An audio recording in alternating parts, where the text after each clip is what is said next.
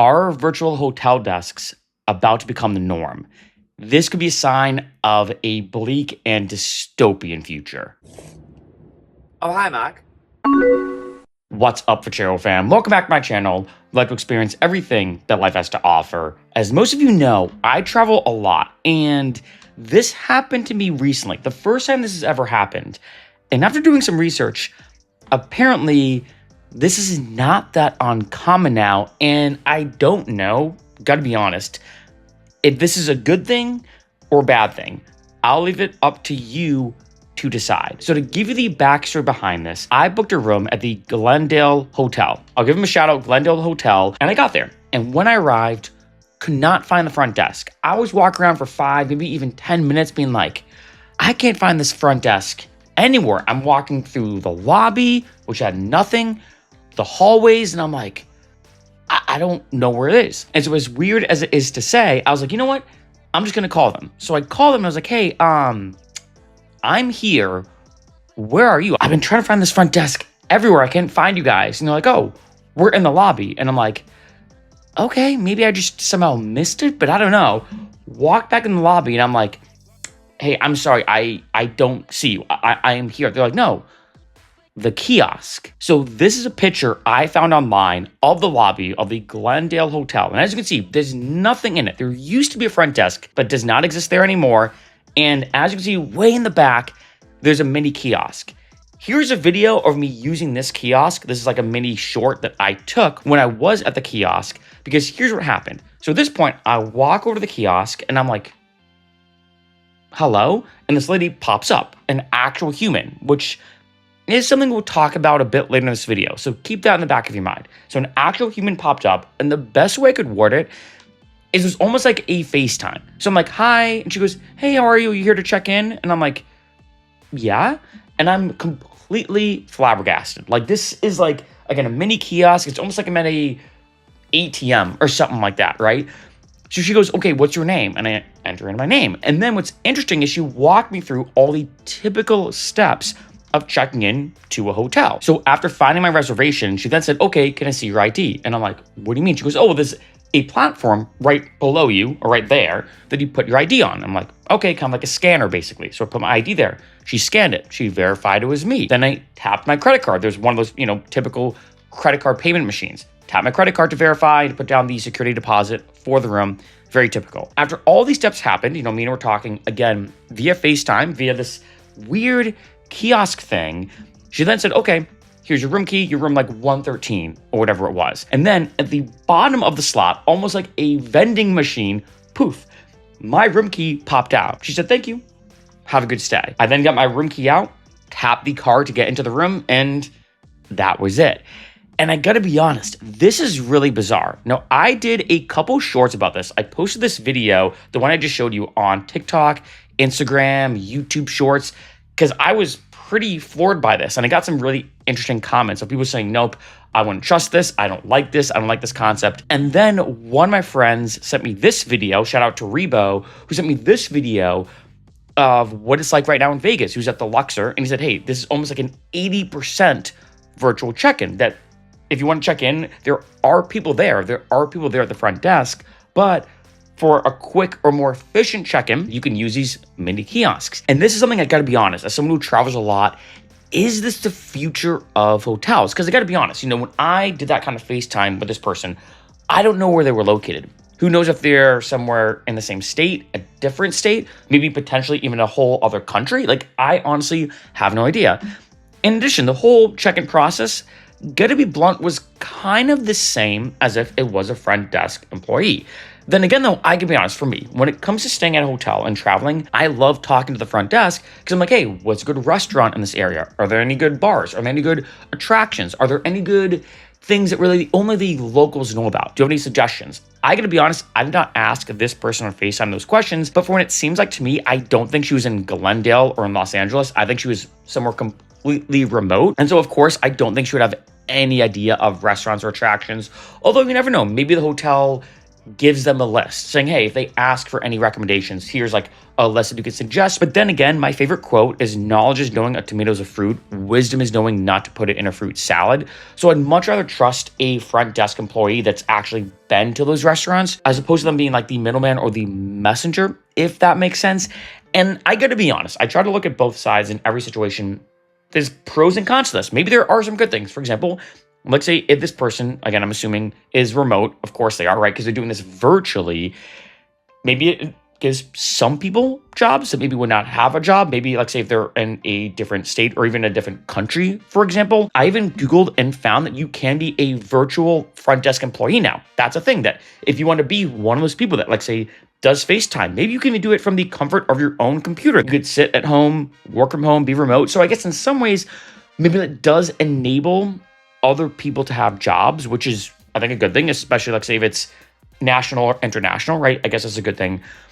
But on the other end, looking far down the future, I don't like this. I feel like one, like I said, I like the human interaction and not just as a FaceTime, but person to person, in person, right? Like a normal human interaction that you typically have at a hotel. I went to Las Vegas recently, and when I checked in, the front desk employee was like super high vibing, wicked energetic, immediately was like, hey man, welcome to Vegas. Are you going to have a drink? Blah, blah. Here's like a token or like a little card you can have that gets you a free drink at the hotel. We're going to be like super upbeat. I love those kind of human interactions, right? So you don't really have that. Another thing is what if I needed something? Like, sometimes you're traveling, you're like, shoot, I need to have or get I don't know, like a razor or like something kind of obscure. I need a pencil or a pen for whatever reason. I will say I didn't have to get any of those items, but I would be curious, like what would happen if I did? Like if I went to her and said, hey, I need a razor.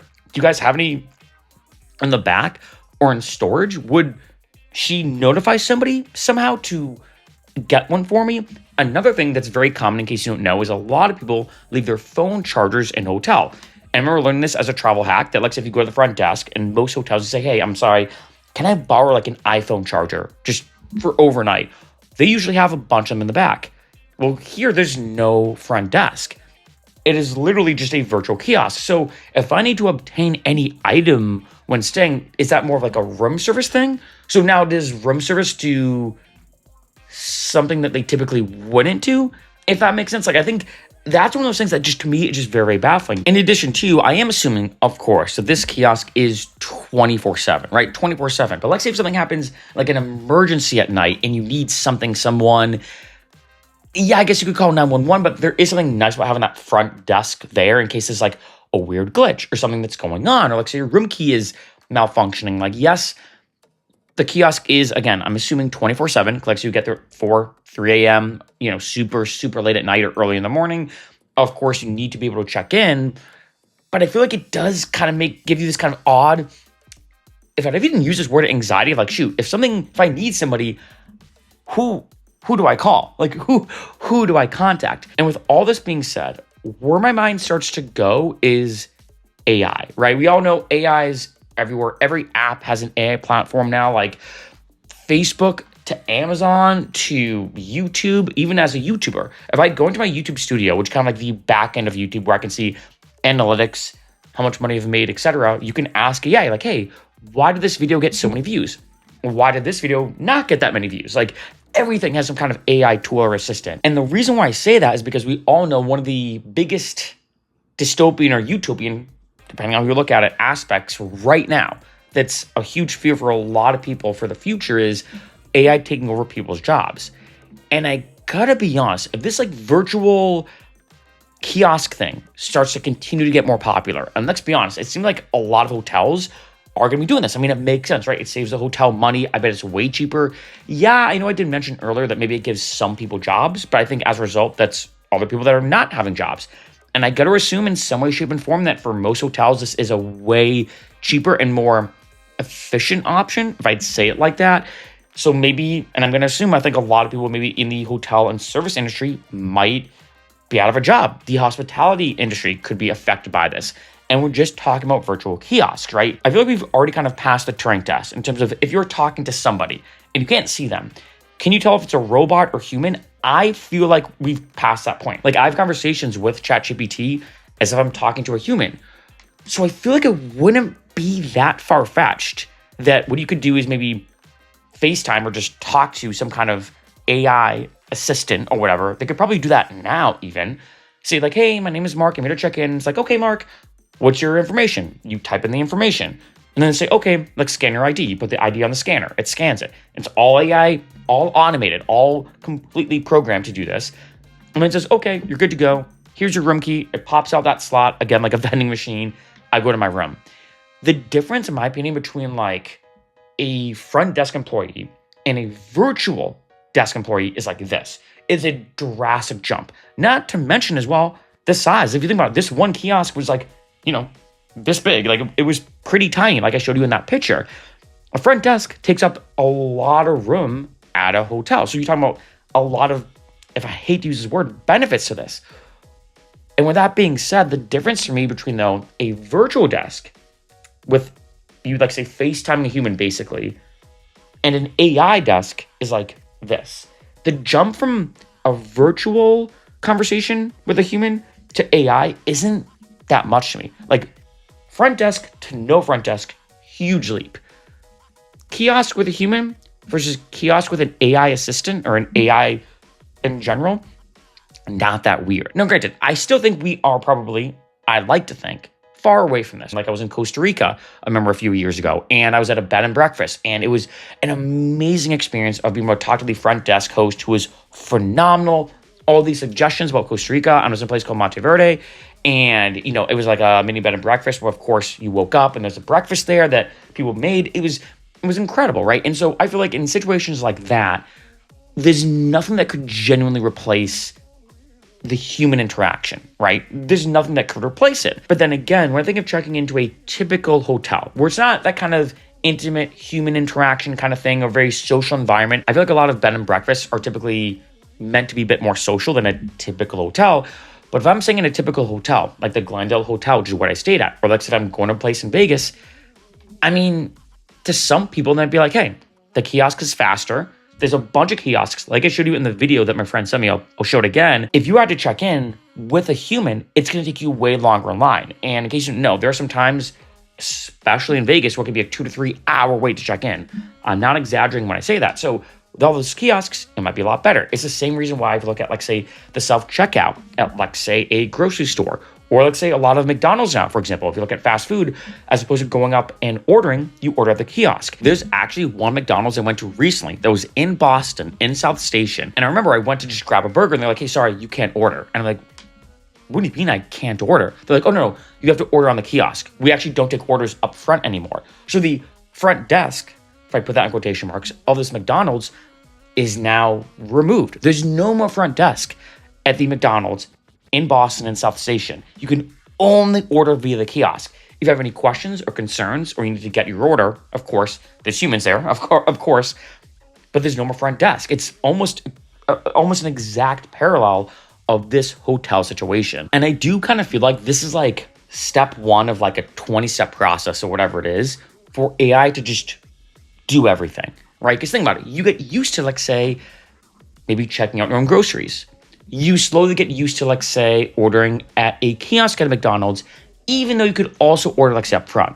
And then, like, say, the next step, like I just said, is now, okay, no more ordering up front. There's no human like, hey, can I have a McDouble? Can I have some chicken nuggets? Can I have McDonald's fries? Which I believe McDonald's fries, the best fast food fries, by the way. No, you just now have to only order the kiosk. But by this point, you're kind of used to that. You're like, oh, you know what? I've ordered the kiosk thing, or that kind of like almost gigantic iPad numerous times. All right, I guess I can do that. No big deal. And then, like, say, with the hotel industry, you start getting used to, oh, yeah, sometimes I have a front desk employee that I check in with. But other times, it's this kiosk thing that almost looks like a mini ATM that I'm FaceTiming with this person. And then slowly, things almost get converted to being almost half virtual, half human. If I say it like that, like, or half in-person or half human social interaction. And then the next step down that rabbit hole, and I guarantee this is probably going to happen maybe even this year, is you go to check into a hotel. There's a kiosk. You're like, all right, yeah, I'm used to it. I get it. A lot of hotels now, I guess they're even called like deskless hotels or virtual check-ins or whatever. Yeah, I'm used to deskless hotels now. It's not that unusual anymore. And then you go to do the whole typical thing that you're used to. It's just some AI assistant that walks you through all the steps exactly like a human would. It is pretty efficient. And by this point, through all these different steps, I think you're getting more and more used to just not having human interaction, not having social interaction. And I do wonder, especially when you look at a lot of reports saying that, like, say, like loneliness is on the rise, it's almost becoming an epidemic, and how bad loneliness is for mental health, even physical health as well, even longevity as well. When you look at how detrimental loneliness can be and not having this kind of social human interaction, I do wonder if these virtual check-ins, these virtual kiosks, these deskless hotels are just another breadcrumb in this huge line of breadcrumbs for just AI to be everywhere and taking over everything, where human interaction starts to be less and less common.